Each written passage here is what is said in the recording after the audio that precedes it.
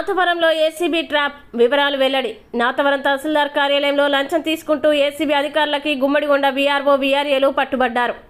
ఈ విషయమై ACB DSP Ramya వివరాల్ని వెల్లడించారు. గుమ్మడిగొండకి చెందిన అడిగార్ల వంశీకృష్ణ తన తండ్రి పేరు మీద ఉన్న భూమి అడంగల్ సవర్ణ మ్యూటేషన్ దరఖాస్తుల్ని ప్రాసెస్ చేయడానికి వీరు 8,000 రూపాయలు లంచం అడిగారని చెప్పారు. 14400 నెంబర్కి ఫిర్యాదు చేయడంతో ఈ దాడులు చేపట్టినట్టు ఆమె తెలిపారు.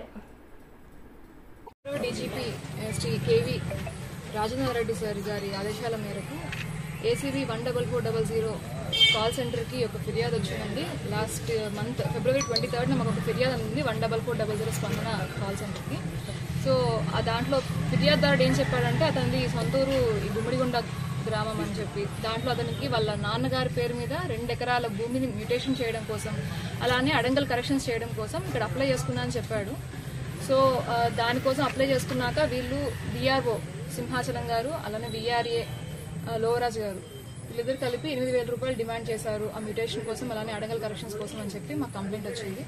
సో ఈరోజు ఏసీబీ విశాఖపట్నం వాళ్ళు ఇక్కడికి వచ్చి మా ఫిర్యాదుదారుడు వీఆర్ఓ గారికి వీఆర్ఏ గారికి 8,000 రూపాయలు ఇస్తుండగా నేను రెడ్ హ్యాండ్కి పట్టుకోవడం జరిగింది.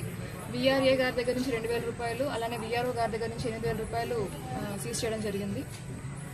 సో కలర్ టెస్ట్ అవన్నీ కూడా పాజిటివ్ వచ్చాయి. ఇప్పుడు పోస్ట్ ట్రాప్ ప్రొసీడింగ్స్ అన్ని కూడా కంటిన్యూ అవుతున్నాయి. వీళ్ళిద్దరిని రేపు రిమాండ్ పెట్టడం జరుగుతుంది.